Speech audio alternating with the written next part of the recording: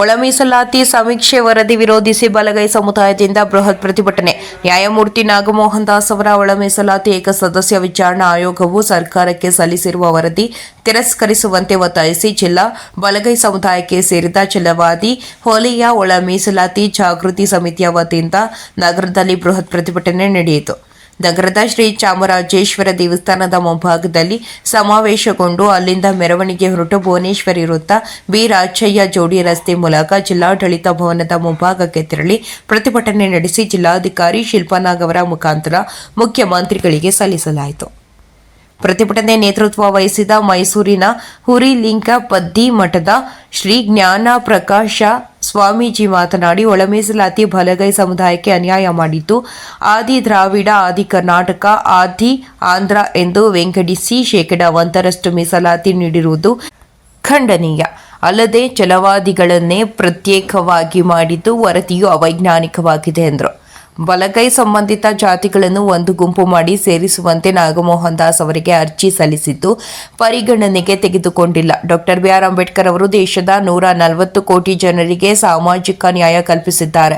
ಅಂಬೇಡ್ಕರ್ ಅವರ ವಾರಸುರಾದ ಬಲಗೈ ಸಮುದಾಯಕ್ಕೆ ಅನ್ಯಾಯ ಮಾಡುತ್ತಿರುವುದು ಖಂಡನೀಯ. ಸರ್ಕಾರ ಈ ವರದಿಯನ್ನು ಯಾವುದೇ ಕಾರಣಕ್ಕೂ ಜಾರಿಗೊಳಿಸಬಾರದು ಎಂದು ಆಗ್ರಹಿಸಿದರು. ಆಗಸ್ಟ್ 16ರಂದು ಸಚಿವ ಸಂಪುಟದಲ್ಲಿ ಒಳ ಮೀಸಲಾತಿ ಸಮೀಕ್ಷೆ ವರದಿ ಪುರಸ್ಕರಿಸಿದ್ದರೆ ಸರ್ಕಾರವನ್ನು ತಿಥಿ ಮಾಡಲು ತೀರ್ಮಾನಿಸಲಾಗುವುದು ಎಂದರು. ಶಾಸಕ ಎ.ಆರ್. ಕೃಷ್ಣಮೂರ್ತಿ ಮಾತನಾಡಿ, ಬಲಗೈ ಸಮುದಾಯ ಎಂದು ಒಳ ಮೀಸಲಾತಿ ಕೇಳಿಲ್ಲ. ಒಳ ಮೀಸಲಾತಿ ಅನುಭವಿಸುತ್ತಾ ಬಂದಿರುವ ವರ್ಗಗಳು ಇಂದು ಅವರವರ ಸಮುದಾಯದ ಸಮಾವೇಶಗಳು ನಡೆಯುವ ಸಂದರ್ಭದಲ್ಲಿ ಅವರ ಅಂಕಿಅಂಶವನ್ನು ಸರಿಯಾಗಿ ಪಡೆಯದೆ ಗ್ರಹಿಸದೆ ಸರ್ಕಾರ ಬಂದ ಸಂದರ್ಭದಲ್ಲಿ ಆಡಳಿತ ಮಾಡಿದ ಅನೇಕ ಮುಖ್ಯಮಂತ್ರಿಗಳು ಸಚಿವ ಸಂಪುಟದಲ್ಲಿ ಸುಳ್ಳು ಅಂಕಿಅಂಶಗಳನ್ನು ಕೊಟ್ಟು ಮೀಸಲಾತಿ ಪಡೆಯುವ ಹುನ್ನಾರ ಮಾಡಿದ್ದಾರೆ ಎಂದು ಆರೋಪಿಸಿದರು. ಮಾಜಿ ಸಚಿವ ಎನ್. ಮಹೇಶ್, ದಲಿತ ಮಹಾಸಭಾದ ರಾಜ್ಯ ಉಪಾಧ್ಯಕ್ಷ ವೆಂಕಟರಮಣ ಸ್ವಾಮಿ ಪಾಪು ಮಾತನಾಡಿದರು. ಪ್ರತಿಭಟನೆಯಲ್ಲಿ ಜಿಲ್ಲಾ ಬಲಗೈ ಸಮುದಾಯಕ್ಕೆ ಸೇರಿದ ಛಲವಾದಿ ಹೊಲೆಯ ಒಳ ಮೀಸಲಾತಿ ಜಾಗೃತಿ ಸಮಿತಿ ಅಧ್ಯಕ್ಷ ಅಯ್ಯನಾಪುರ ಶಿವಕುಮಾರ್, ಮಾಜಿ ಶಾಸಕ ಎಸ್. ಬಾಲರಾಜ್, ನಿವೃತ್ತ ಐಎಫ್ಎಸ್ ಅಧಿಕಾರಿ ಡಾಕ್ಟರ್ ರಾಜು, ವಾಣಿ ಶಿವರಾಮ್, ನಿವೃತ್ತ ಪೊಲೀಸ್ ಅಧಿಕಾರಿ ಪುಟ್ಟಸ್ವಾಮಿ, ಮೋಹನ್ ನಾಗು, ಸಿಎಂ ಶಿವಣ್ಣ ಇತರರು ಭಾಗವಹಿಸಿದರು. ವರದಿ ಹೊಮ ನಂಜುಂಡ ನಾಯಕ, ಪ್ರಜಾಭವರ್ ಟಿವಿ, ಚಾಮರಾಜನಗರ. ಅಂತಹ ಒಂದು ಬುದ್ಧಿಶಕ್ತಿಯನ್ನ ಹೊಂದಿರತಕ್ಕಂಥವರು ನಮ್ಮಲ್ಲಿ ನಮ್ಮ ಬಂಧುಗಳು ನಾವು ಕಾಣ್ತೀವಿ. ಇರ್ತಕ್ಕಂಥ ವಿಚಾರ ಇವತ್ತೇನು ನಾಗಮೋಹನ್ ದಾಸ್ ಅವರ ವಿಶ್ವಾಸ ಇತ್ತು, ನಿವೃತ್ತ ನ್ಯಾಯಾಧೀಶರನ್ನ ಈ ಒಂದು ಒಳ ಮೀಸಲಾತಿ ವಿಚಾರದಲ್ಲಿ ನಾವೇನ್ ಕೇಳಿಲ್ಲ. ಬಲಗೈನವ್ರು ಯಾವ ತರ ನಾವು ಕೇಳಿದ್ವಾ ಒಳ ಮೀಸಲಾತಿ ಬೇಕು ಅಂತ?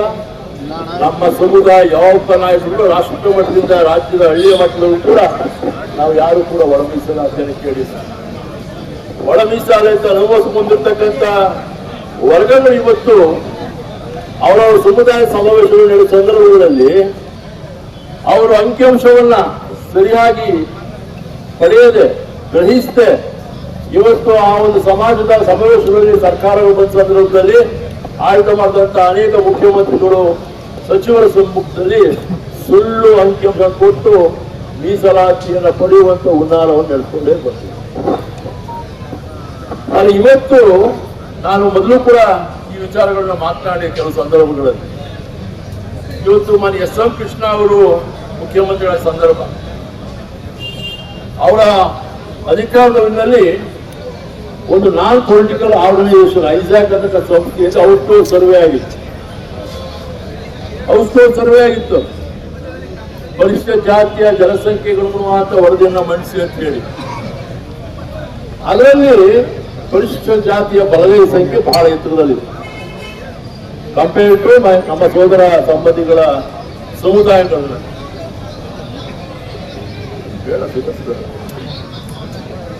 ಬಹಳ ಎತ್ತರದಲ್ಲಿತ್ತು. ಅಂತಹ ಒಂದು ಸನ್ನಿವೇಶವನ್ನು ಆವತ್ತಿನ ವರದಿನಲ್ಲಿ ನಾವು ತಿಳ್ಕೊಂಡಿದ್ದೇವೆ. ಅದ್ಯಾಕೆ ಅನುಷ್ಠಾನಗೊಂಡಿರುವುದು, ಯಾಕೆ ಜಾರಿ ಆಗಿರುವಂತಕ್ಕಂಥದ್ದು ಅದು ಇನ್ನೂ ಕೂಡ ಯಕ್ಷಪ್ರಶ್ನೆಯಾಗಿ ಉಳಿದಿರ್ತಕ್ಕಂಥ ಇಂತಹ ಒಂದು ಸನ್ನಿವೇಶದಲ್ಲಿ ಇವತ್ತೇನು ಮಾನ್ಯ ನ್ಯಾಯಾಧೀಶರಾಗಿರ್ತಕ್ಕಂಥ ನಿವೃತ್ತ ನ್ಯಾಯಾಧೀಶ ನಾಗಮೋಹನ್ ದಾಸ್ ಅವರು ಇವತ್ತು ನ್ಯಾಯಮೂರ್ತಿ ಶ್ರೀ ನಾಗಮೋಹನ್ ದಾಸ್ ಅವರು ಒಳ ಮೀಸಲಾತಿ ಏಕ ಸದಸ್ಯ ವಿಚಾರಣಾ ಆಯೋಗವು ದಿನಾಂಕ 4/8/25 ಸರ್ಕಾರಕ್ಕೆ ಸಲ್ಲಿಸುವ ವರದಿಯು ಅವೈಜ್ಞಾನಿಕವಾಗಿದೆ, ಅಪೂರ್ಣ, ದುರುದ್ದೇಶಪೂರಿತವಾಗಿದೆ. ಸರ್ಕಾರದ ನಿಬಂಧನೆಗಳ ಉಲ್ಲಂಘನೆ ಹಾಗೂ ಅಧಿಕಾರದ ವ್ಯಾಪ್ತಿ ಮೀರಿ ಮಾಡಿರುವ ಶಿಫಾರಸುಗಳ ಹಿನ್ನೆಲೆಯಲ್ಲಿ ಸದರಿ ವರದಿಯನ್ನು ತಿರಸ್ಕರಿಸಿ ಕರ್ನಾಟಕ ವಲಯ ಬಲಗೈ ಜಾತಿಗಳ ಒಕ್ಕೂಟ ನಿರ್ಣಯ ಕೈಗೊಂಡಿರುವ ಕುರಿತು ತಮ್ಮ ಮುಖಾಂತರ ಸರ್ಕಾರಕ್ಕೆ ಕಳಿಸಿಕೊಂಡು ಹೋಗುತ್ತಾ ಎಲ್ಲ ನಮ್ಮ ಶಾಸಕರ ಮುಖಾಂತರ ಮೇಡಮ್ ಅವ್ರು ಈ ಕಡೆ ನೋಡಿ ಮೇಡಮ್, ಒಂಚೂರು ಈ ಕಡೆ ನೋಡಿ ಸರ್. ಅಲ್ಲಿ ನೀವು ಏನ್ ಮಾತಾಡ್ಬೇಕು, ಹೇಗೆ ಡಿಪೆಂಡ್ ಮಾಡ್ಕೋಬೇಕು ಅನ್ನೋದಕ್ಕೆ ಒಂದಷ್ಟು ಅಂಕಿ ಅಂಶಗಳನ್ನ ಕೊಡ್ತಿದ್ದಾರೆ. ನಾಗಮೋಹನ್ ದಾಸ್ ವರದಿಯನ್ನ ಅಧ್ಯಯನ ಮಾಡಿ ಅದರ ಬ್ರೀಫ್ ನೋಟ್ ಅನ್ನ ನಾನು ತಗೊಂಬಂದಿದ್ದೀನಿ.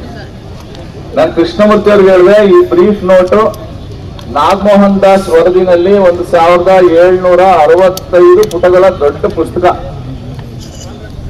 ಅವರು ಸಾರ್ವಜನಿಕರಿಗೆ, ಶಾಸಕರಿಗೆ, ಅಧಿಕಾರಿಗಳಿಗೆ ಅನುಕೂಲ ಆಗ್ಲಿ ಅಂತ ಕೊನೆಯ 3-4 ಪೇಜ್ ಅಲ್ಲಿ ಬ್ರೀಫಿಂಗ್ ಕೊಟ್ಟಿದ್ದಾರೆ.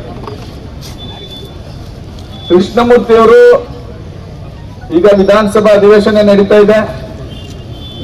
14ನೇ ತಾರೀಕು ಈ ವರದಿ ತಿರಸ್ಕಾರ ಆಗುತ್ತೋ, ಪುರಸ್ಕಾರ ಆಗುತ್ತೋ ಅಥವಾ ಪರಿಷ್ಕರಣೆ ಆಗುತ್ತೋ, ಇದು 3 ಪದಗಳನ್ನ ಜಸ್ಟಿಸ್ ನಾಗಮೋಹನ್ ದಾಸ್ ಅವರು ಹೇಳಿದ್ದಾರೆ.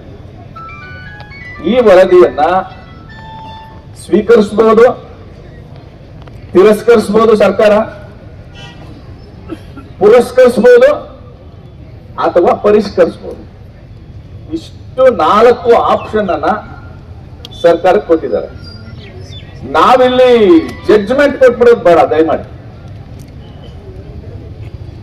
ನಾವು ಸರ್ಕಾರಕ್ಕೆ ಬಿಡೋಣ.